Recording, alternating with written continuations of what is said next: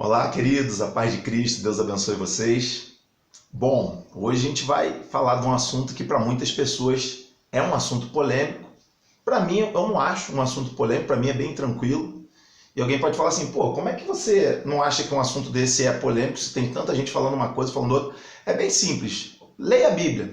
Simples. Quando você lê a Bíblia, você olha, tá na Bíblia, é de Deus, é Bíblia, tá lá, é Bíblia. Não tá na Bíblia, é coisa do homem, ok? E tem coisa que tá na Bíblia e o homem distorce, ainda tem isso. Então você tem que ler a Bíblia para saber se está na Bíblia e quando você descobrir que está na Bíblia, observar como está na Bíblia. Bem simples isso, né? Aí alguém pode falar, sim, dízimo é um assunto que está na Bíblia. Ok, dízimo é um assunto que está na Bíblia. Mas deixa eu trazer uma reflexão aqui para você. Vamos imaginar a seguinte situação. Imagina que eu estudei pouco na minha vida e não cheguei nem a me formar no meu ensino fundamental. Nem concluí meu ensino fundamental. E aí eu comecei, precisando de emprego, comecei a distribuir alguns currículos e uma empresa me aceitou, baseado no que a empresa tinha a me oferecer e naquilo que eu tinha a oferecer para a empresa, por não ser uma mão de obra qualificada, especializada, eu consegui um emprego de auxiliar de serviços gerais que tinha como função fazer muitas coisas na empresa e manter a infraestrutura e a manutenção da empresa, ok? Esse foi o emprego que eu consegui arrumar. Aí, o RH me apresenta, depois que me diz que me aceitam, ele me apresenta um contrato. Esse contrato tem termos. Guarda isso, termos do contrato. Quais são os termos do meu contrato? Bom, como auxiliar de serviços gerais, o primeiro termo do contrato é a minha hora de trabalho, meu tempo de trabalho. Né? Eu tenho que chegar às 8 horas, bater lá o meu cartão, tenho 1 hora de almoço e vou embora às 17 horas. Isso é um dos termos do contrato do auxiliar de serviços gerais. Segundo termo do contrato, meu uniforme, eu uso um macacão, um macacão, sei lá, azul marinho, e eu preciso estar com uma bota reforçada que não me deixe escorregar, porque eu vou trabalhar às vezes em ambiente molhado, que não me deixe ser eletrocutado, porque precisa ser isolante, porque eu vou trabalhar com eletricidade. E bom, eu vou fazer tanta coisa que minha bota tem que ser apropriada. E é o meu macacão também. Então, uniforme é o segundo termo do contrato. Terceiro termo do contrato, o meu salário. Eu vou ganhar um salário mínimo. Esse é o meu salário. E o quarto termo do contrato, o que eu vou fazer? A minha atividade fim. Eu vou, sujeito a uma autoridade, eu vou manter a infraestrutura, trocar lâmpada, limpar, fazer acontecer, ou seja, eu vou fazer muita coisa, tá lá no termo do contrato, o que eu vou fazer, ok? Depois que eu sou contratado, eu visto meu macacão, minha bota, eu chego no horário, me apresento, tudo bonitinho, já está tudo, carteira assinada, tudo tranquilo. Aí agora, a funcionária do RH diz assim, você precisa ir ao último andar, onde fica a presidência, porque o patrão, o presidente, ele gosta de apertar a mão de todo funcionário que começa nessa empresa, todo, de qualquer tipo de cargo, de função, seja lá o que for, ele gosta de apertar a mão de todo mundo. Então eu subo aquele elevador, chego lá em cima, tem uma sala grande, ampla, com uma janela panorâmica e tem uma cadeira que parece mais um trono, o cara senta lá e ele se levanta quando ele me vê e fala, você é o Rodrigo? E eu, sim. Ele chega aqui, meu amigo, meus parabéns por ser contratado, ele aperta a minha mão e eu fico todo bobo, né? Ele aperta a minha mão e ele fala assim, cara, escuta o que eu vou te falar. Vista a camisa da empresa, dê o seu melhor. Busque crescer, se envolva e busque capacitação de modo que você cresça e você vai prosperar nessa empresa. Aquela palavra é tão forte que eu saio impactado e começo a trabalhar, mas aquilo começa a remoer dentro de mim e eu decido então fazer isso. Eu falo, quer saber? Vou voltar a estudar. E aí eu decido voltar a estudar, faço, aconteço, e eu termino o meu ensino fundamental, emendo com médio, termino o médio, decido fazer uma faculdade de administração de empresa ou engenharia de produção ou qualquer coisa parecida, porque eu acredito que isso pode me levar para uma outra situação, eu aprendo o idioma e papapá. Enquanto isso eu vou trabalhando e vou fazendo o meu melhor, eu vou vestindo a camisa da empresa, vou me envolvendo. Alguns anos passam, o RH me chama e fala assim, você vai ser promovido, porque você se dedicou, todo mundo viu sua proatividade, todo mundo viu que você estudou, todo mundo viu que agora você está formado e surgiu uma vaga para gerente geral, administrador geral de toda a infraestrutura da empresa e das filiais. de toda a infraestrutura da empresa e das filiais. Agora você não vai mais apenas trabalhar em algumas atividades, você vai coordenar tudo. Aí sabe o que eles fazem? Eles pegam o meu antigo contrato e fazem assim, ó, rasgam o meu antigo contrato. E agora me apresentam um novo contrato para eu assinar. E esse novo contrato tem novos termos. Lembra que eu falei a palavra termos do contrato? Agora não é um contrato de um auxiliar de serviços gerais, é um contrato de um administrador geral da infraestrutura da empresa e das filiais, ok? E aí agora o primeiro termo do contrato, que era o horário de trabalho, lembra? Que era de 8 às 5? Acabou, não tem mais horário. Você pode até não vir na empresa se você quiser, desde que a empresa esteja brilhando, linda, com toda a infraestrutura funcionando. Mas, em compensação, se de madrugada aconteceu alguma coisa, você tem que estar aqui para resolver. Então, o horário mudou. O uniforme também mudou. Agora você não usa mais um macacão e uma bota. Agora você usa uma roupa social que seja condizente com a sua função. Outro termo do contrato, o salário. Antes ganhava um salário mínimo, agora você vai ganhar 6, 7 mil reais. E o outro termo do contrato, sua atividade. O que você vai fazer agora? Não é mais agora ser subordinado e fazer serviços manuais. Agora você coordena, você administra, você faz escala, você verifica se está tudo em dia, você contrata serviços, você faz e acontece. Agora a sua atividade fim é outra. Eu fui promovido? Beleza. Aí o RH fala assim para mim, beleza, assinou aqui o contrato, agora vai lá no último andar, porque o patrão gosta de apertar a mão, o presidente gosta de apertar a mão de quem é promovido também. Não só de quem é contratado, mas de quem é promovido. Aí eu subo com minha roupa social bonita e a minha blusa social e eu vou lá em cima e eu chego lá, eu já conheço o caminho, eu vou àquela sala ampla de novo, aquela poltrona, parece um trono, e aquele cara levanta de novo, dá um sorriso para mim. Cara, você seguiu a minha orientação. Quando eu apertei a sua mão no primeiro dia, eu te dei uma orientação e você seguiu. Meus parabéns, agora você foi promovido e eu tenho mais uma orientação para você. Eu tenho mais uma orientação. Aí ele aperta a minha mão e fala assim, vista a camisa da empresa, dê o seu melhor, busque capacitação, cresça nessa empresa que você vai prosperar aqui.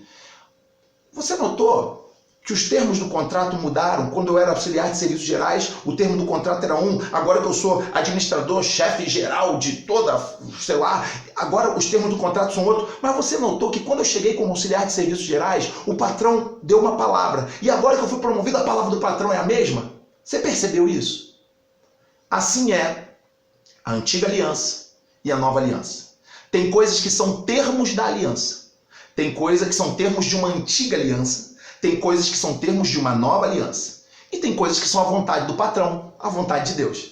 A vontade de Deus, tanto na antiga quanto na nova aliança, não mudam. A vontade, a essência desse Deus é imutável. Porém, os termos da primeira aliança são um, os termos da segunda aliança são outro. E eu fico vendo que, infelizmente, tem pessoas que ainda teimam em viver termos da antiga aliança. Quando a gente fala de dízimo, quando você olha no Antigo Testamento, você vê que dízimo é muito falado no Antigo Testamento. Aliás, tanto a oferta quanto o dízimo são antes da lei, tá? Aconteceram antes da lei.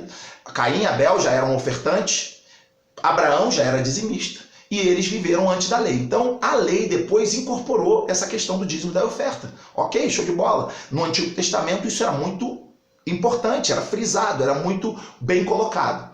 Só que quando Cristo vem e morre na cruz do Calvário, ele pega um pão e diz, esse é o meu corpo que é partido por vós, e ele pega o cálice, esse cálice representa o meu sangue derramado para fazer uma nova aliança. Então foi feita uma nova aliança. Agora a gente tem que ver o que a nova aliança fala sobre dízimo. Entra aí na www.biblia.com.br, sei lá como é que é, e bota na busca, na barra de busca do site da Bíblia, bota assim, dízimo. Aí bota um filtro, bota Novo Testamento. No Novo Testamento vão aparecer a palavra dízimo 7 vezes. E nas 7 vezes em que a palavra dízimo aparece, 5 vezes são narrativas do Antigo Testamento. Ou seja, não é uma doutrina, não é um ensinamento. Quando você narra uma história, você não está querendo dizer que tem que aplicar aquilo. Então, imagina que eu estivesse contando, minha avózinha, na época dela, na igreja, tinha que usar o véu, na época dela. Só porque eu contei uma história que na época da minha avó tinha que usar o véu, então você tem que usar? Tem nada a ver, é só uma história que eu estou contando. Aí, então 5 vezes a palavra dízimo aparece em narrativas do Antigo Testamento. O livro de Hebreus, por exemplo, narra que Abraão deu dízimo. É uma narrativa só do que Abraão fez. Não está dizendo que tem que dar o dízimo. Agora, 2 vezes A palavra dízimo aparece nas palavras de Jesus. Na verdade, é uma mesma cena narrada por dois evangelistas, por isso que aparece duas vezes. Mas é a mesma cena. É quando Jesus chama os fariseus de hipócritas e diz para eles assim, vocês dizimam o hortelã, dizimam o cominho, dizimam tudo, mas não praticam o maior de todos os ensinamentos, que é a justiça, o amor, isso e aquilo. Vocês devem fazer uma coisa sem omitir a outra. Ou seja, Jesus disse assim, vocês devem dizimar sem omitir o amor e a justiça. E aí, nessa hora alguém pode falar assim, então Jesus disse para dizimar, mas tem um detalhe. Jesus falou isso antes de morrer na cruz do Calvário e antes de fazer uma nova aliança. Então, de fato, ele tinha que falar para dizimar porque ainda estava se vivendo uma antiga aliança. Ok? Rodrigo, então o dízimo não é usado no Novo Testamento? No Novo Testamento, a gente não dá 10%. No Novo Testamento, os cristãos da igreja primitiva davam 100%. Entenda isso. Eles entendiam que não era 10% de Deus, era tudo de Deus. Então o Novo Testamento vem trazer um crescimento, uma visão diferente. Mas Rodrigo, como é que eu entendo isso? Eu tenho que pegar todo o meu salário e entregar na igreja? Não, calma aí, eu vou te explicar o que acontece. Primeiro que não é na igreja que você usa, não é só na igreja que você usa o dinheiro. Você é livre para usar o seu dinheiro e administrar o dinheiro que Deus te deu onde você quiser. Se alguém disser, traga todo o dinheiro, a casa do tesouro, se alguém disser isso, entendeu? Deu até uma bugada aqui, quase que não saiu o versículo. Se alguém disser isso, ele está usando a antiga aliança, ele está usando uma parada de outra época, ele está usando termos do antigo contrato. E tem um detalhe, se eu agora, porque sou gerente geral administrativo da infraestrutura, decidir botar o meu macacão e trocar lâmpada, o meu patrão vai me mandar embora. Sabe o que ele vai falar? Ele vai falar assim, eu não vou pagar 7 mil reais para um cara trocar lâmpada, paguei 7 mil reais para ele administrar. Então, se eu quiser viver o termo do antigo contrato, eu vou me arrebentar. Você está entendendo? Antigo contrato é antigo contrato. Agora tudo é novo. Novo contrato, nova aliança. E aí, na nova aliança, a coisa é comparada, eu gosto de comparar com uma criança que você tem que obrigar ela a arrumar a cama dela. Porque ela é criança, 5 anos de idade. Você tem que obrigar ela a arrumar a cama dela. Mas você tem que obrigar um cara de 35 anos de idade a arrumar a cama dele? Se ele não arruma, ele está muito atrasado. E se ele só arruma a cama dele e fica feliz da vida, ele também está atrasado. Porque aos 35 anos, ele além de arrumar a cama dele, ele tem que acordar cedo, ele tem que estudar, fazer o devocional, ter comunhão com Deus. Ele precisa cuidar da família, ele precisa trabalhar, ele precisa ter ideias de como investir, de fazer, de acontecer. Ou seja, ele tem muito mais coisa para fazer, porque ele cresceu. Então entenda que dízimo é coisa de criança. Agora você cresceu. Então, na verdade, 100% do que você recebe é de Deus e você administra isso com liberalidade. Você administra isso com amor e não é obrigado a dar só na igreja. Você tem um mundo inteiro como seu campo de trabalho. Entenda isso. Entenda isso. O mundo inteiro é o seu campo de trabalho e não 4 paredes de uma igreja. E se alguém diz que todo o seu dinheiro você tem que levar para a igreja, essa pessoa ou está mal intencionada ou está equivocadíssima. Porque eu posso sim, durante um mês, decidir investir todos os meus recursos, ou os recursos que eu decidi, que eu propus no meu coração, porque Paulo fala assim, cada um dê segundo as suas posses e segundo propôs no seu coração, e com alegria. Então, com alegria, eu decidi tirar um valor, administrando ali as finanças que Deus me deu, eu decidi entregar tudo numa obra missionária. Rodrigo, e a igreja? Eu não sou obrigado. Agora, é óbvio que a igreja tem suas demandas e se eu quero a igreja de portas abertas, eu vou investir nela. Mas eu não sou obrigado, porque eu sou livre. E aí eu termino essa palavra que eu tentei enxugar o máximo possível. Eu tinha tanta coisa para falar, mas eu tentei enxugar o máximo possível para o vídeo não ficar muito longo. E eu quero encerrar essa palavra falando de Gálatas 5:1, que diz assim, foi para a liberdade que Cristo vos libertou. Portanto, não aceitem a escravidão de ninguém. Não se sujeitem, não se façam escravos de ninguém. Então escuta o que eu vou te falar. Leia a Bíblia, para que ninguém te faça escravo. Para que ninguém te diga o que você tem que fazer com o dinheiro que Deus colocou na sua mão para você administrar. Faça isso com liberalidade e Deus vai te abençoar em nome de Jesus. Alguém pode ainda falar assim, Rodrigo, você está falando isso porque você não é pastor de igreja, você não sabe das demandas de uma igreja. Sim, eu sou pastor de igreja, tá? Sou pastor da comunidade Amor e Comunhão, eu sei das demandas de uma igreja e lá eu faço questão de dizer para cada um, faça o que quiser com o seu dinheiro. Se você um mês quiser investir em outro lugar, invista onde você quiser. Se você nunca quiser deixar aqui na igreja, nunca deixe, porque você é livre para isso. Agora, Rodrigo, como é que as coisas da igreja vão funcionar? Vão funcionar, irmão. Porque alguém vai ver e falar assim, cara, eu preciso dessa porta aberta. Eu quero essa porta aberta. Eu vou ajudar essa igreja. Então, vai funcionar. A gente não tem que escravizar ninguém, porque o evangelho veio para libertar e não para escravizar. Então, sejam livres em nome de Jesus. Que Deus abençoe vocês. Fiquem na paz.